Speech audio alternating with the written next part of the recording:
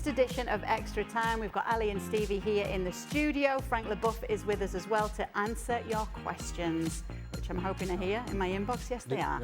Do you need my change of pace? I don't need your change of pace. Okay, Stevie's already been insulting you as a player on the show today. No, it's just enough. Frank's with us too. There he is. They were slow, and then they were slower, but then it's a change of pace. Well, all right. When you put it that way, you're correct. Kay, yes. Kay, I have a question. I saw at the end of the show that Middlesbrough is nowadays second after 3 days in the Champions League. How do you feel about that? You know, do you think they're going to carry on and you're going to see them getting up in the Premier League? Okay, well, let me just put it this way, Frank. Last season, we couldn't string 3 wins together in a row at any one point. We've already done it this season, so I'm hoping for better times ahead. Okay? Good start. Okay. Good start. Okay. We are losing players, though, before the transfer window closes. Speaking a little too early. So that's not great. That's not great. But we'll see. We'll see. I'm confident, Frank. Stevie's had a few days off. Good. Oh. Here's what he's been up to on his days off. We had to show you. Talk us through this, Steve. No.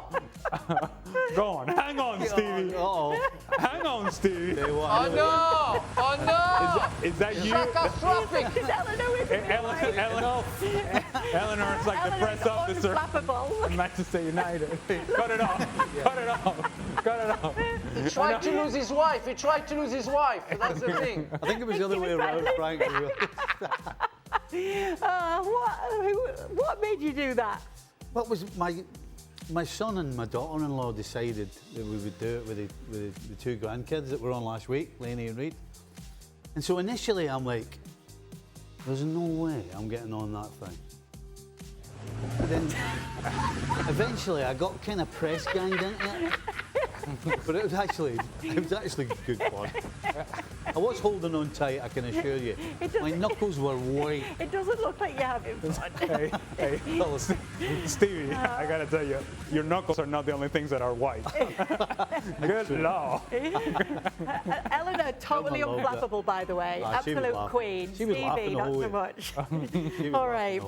Okay, which club needs the win this weekend more? Arsenal or Liverpool, Frank? Well, I'm guessing Liverpool. They play at home. They are the contender. They are the favorites of the Premier League. They won last season. They have to win. But I don't think drawing. And I think during the show, Ali said it, where everybody's going to be happy to draw.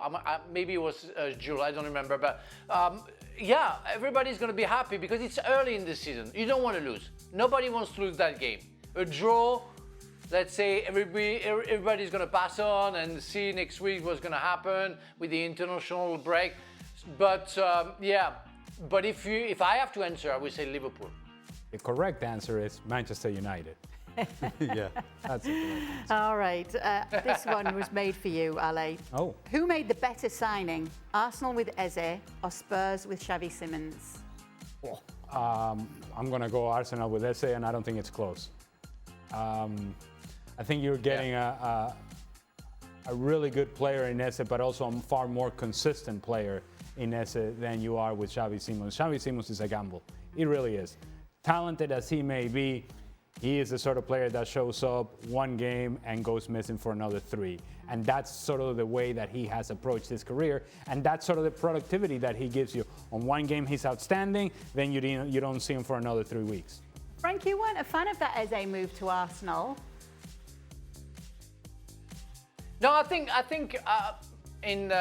what I explained is I said that they didn't need Eze in a way that they had enough players there. Of course, signing Eze is always a plus, and especially now that they have 2 injuries and they need him, desperately need him, I think. But at first it was more, either playing on the left side or maybe being the substitute of Odegaard. And when you're Eze, no, you're not having a goal of being the substitute of Odegaard. You want to play because you're an international player. You deserve better than just being on the bench waiting for Odegaard to be suspended or playing on the left side. It's why I thought that wasn't a very good idea for Eze, but of course for Arsenal it's great. It's a great signing. Stevie, should United target Oliver Glasner if they part ways with Amorim, given that their squad and new signings suit his 3-4-2-1 system perfectly? You know, it's just not that simple and straightforward. Oliver Glasner has a group of players who are more than happy to chase and run and dig in and fight from the first minute to the last minute. And because they had a sprinkling of stardust, they could win games and score some goals. I said there in the show, I think Alex Ferguson in his pomp would struggle to coach this Man United squad. You know, they don't have the makeup. If Glasner walked in there and asked them to do what he asks Crystal Palace to do, the way he set them up, the way they play, Man United don't have the players that could do that. They certainly don't. Maybe 2 or 3 would find it from somewhere, but the majority of them, I mean, so far they've shown a lot of them, they're a bit spineless. Did you ever consider playing the 3-4-2-1, Stevie? What? Absolutely not. Absolutely What not. in the world? All Talk right. about complicating the world. Yeah. Start, bench or drop Amorim, Ten Hag or Rangnick? Oh. Anyone care to take it? You've got to start Ten Hag. Huh? You've got to start Ten Hag. I will start with Ten Hag. Yeah. Yeah, Ten Hag. Then Amorim, because No. he did nothing. Frankie. And Rangnick, I start Rangnick, yeah, I don't know. It's a lost case, you know. Got to be Ten Hag, It's Rangnick and impossible. Amorim, innit? Got to be. Can we go back to the 3-4-2-1? Oh, man. The Rangnick, he's more sort of like behind the scenes. And Rangnick has gone on to go and manage the Austrian national team. Is that... yeah. But he won some games. Yeah. No, Amorim doesn't win games. No. I'm with you. I think Rangnick should be either starting or on the bench. I'm dropping Amorim. Ten Hag won the cups. Well, no, I He won the Won the FA Cup twice, did he? I know. Yeah. I know, but it's a Ten Well, Hag. we it's a all Ten Hag agree that experience. Amorim. Yes. Oh, he's... We all agree that Takes a Amorim biscuit, right? should be dropped. Yeah. That's the So thing. I think collectively you'll go Ten Hag, Rangnick, Amorim. All right. All right, Kay, you Yeah. answer the question. Now. Yeah. No, I'm just trying to. Yeah, I'm you just could trying have to. just went straight Cut out the middleman. Oh, you're getting down What's to the point of the. asking us? I know. Why are we here? Thank you for inviting us Did to I your tell show, you that Kay. Middlesbrough had won 3 in a row? All right. For Mr. Nicol, I won't answer it. Wow. Oh, Mr. well, Nicol. For excuse Mr. me. Nicol. Mister. Will Alexander-Arnold be welcomed as a legend or will he walk alone at Anfield? Ooh. All right, Pablo. Ooh. If he I plays should at be I a have to legend, say, come on. I have to say, Okay, Liverpool answer. players that have left Liverpool, having been there for a decent period of time and gone to other clubs, supposedly other bigger clubs, kind of lose, they lose something.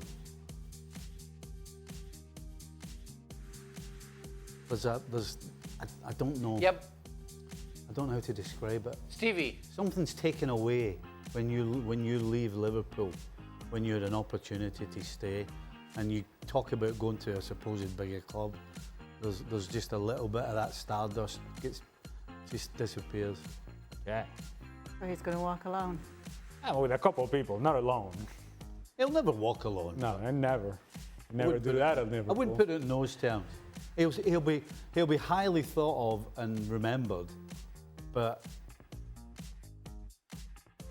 that status that he had isn't there anymore. But time is I a think great it healer. would. I think exactly. I think it will take some time for people to forgive him, but they're gonna remember. I mean, remember that that game when that corner that he gave the ball, you know, and the assist, and everybody's going to remember how many crosses that he gave. I mean, the excellency of his offensive football. I mean, he brought something amazing to Liverpool in terms of how to attack. He was the best fullback offensively in the world, and you cannot deny that. You cannot forget, yes, he went to another big club, maybe a bigger club, historically talking, but people within 10 years, maybe 15 years, they're going to remember TAA as a legend in Liverpool. The problem is, Frank, in 10 or 15 years when his name's brought up, the first thing people are going to say is not, oh, remember that goal he scored, that ball for Barcelona. The first thing that people are going to say is, oh, he left us and went to Real Madrid. It's like Michael Owen. The first thing when Michael Owen's name gets brought up, the first thing that's mentioned is, yeah, but he played for Man United. So straight away the air's taken out the balloon, and that's what's going to happen. It sounds more like he's going to be close to a loan. Well, he'll take his mammy with him. Don't worry. All right. Your mammy's always with you. Okay. Right? True. All right. Ale, start, bench and drop these defensive midfielders. Tchouaméni, Gravenberch and Caicedo.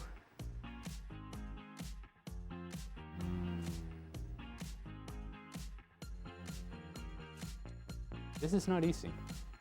Good luck. It's not easy because it depends on what you like as a defensive midfielder. And in my estimation, that is a position in which you need to have a ball winner. You need to have a guy that gets around the field and protects your back line. And if that's a personal taste sort of thing, and if that's the case, then Caicedo should be starting above the other two. Tchouaméni is lacks discipline in terms of positioning. He goes and runs around, but leaves a lot of space in the middle because he thinks he can win that ball there, that ball there, that ball there. He ends up winning none of them and leaves that area wide open. And so while I like a lot of his attributes, I don't like his positioning. Gravenberch perhaps is the best ball-playing player in this particular threesome that you're presenting, but in that position, I'm gonna take Caicedo, then I'll take Gravenberch and Tchouaméni. I'm going to stick with you, Ale, for this one because the AC Milan director has stated that they're evaluating a swap between Dovbyk and Santi Jimenez, and they'll see after today's match.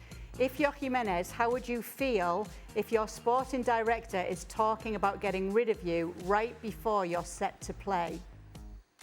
I think there's a difference in between, say, the media or the fans or fan blogs or whatever talking about the potential change or the need to make a change. But when it's the sporting director saying, this guy who's about to play, I think we may be getting rid of him, that doesn't fill you with a whole lot of confidence. And that's where perhaps, well, not perhaps, I know for certain, if you're a sporting director, if you're a technical director, these things, they have to stay in-house. This is not something that you can be talking about in public, because what happens if you are not able to pull it off? What happens if you have to depend on Santi Jimenez and you've already told them that he was in the forefront of your mind in terms of what you'd rather do is have him not be part of the team? Then you've lost a player. And so if you have to be much smarter than this if you're a sporting director, and these things have to remain behind closed doors with your trusted staff, and hopefully you make the decisions that you need to make that make Milan better. But at this point, the best thing that could happen for you is Santi Jimenez to score a goal. That's less likely to happen when you're telling him that he's on his way out. You need your sporting director to want to be invisible. They shouldn't care about being in the press or speaking to the press or making statements.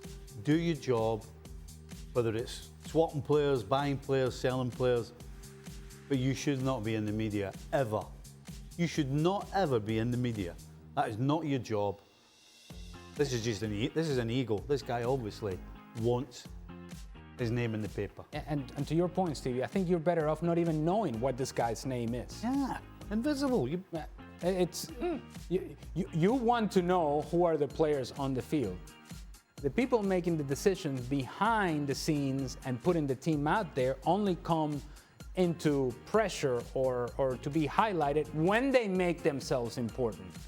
And so what happens now with Santi Jimenez? Have you already lost him? I don't know. Yeah, well, we'll see. That's all we've got time for in the latest edition of Extra Time. But Frank will be joining us tomorrow to talk more Manchester United. Oh, yes. Aye, aye. And we'll leave Oh my you God! with this wonderful What a image. nice last feature. I Yeah. might go for another. Like Eleanor Speedos. seems to be enjoying it. Oh, You, she on the was. other hand, not so much. I was just. This but seems traumatic. I was Yeah, busy one is holding on. suffering. Yeah. Lovely stuff. There you go. Lovely image to end the show with. Thank you. It's a very wide image. No,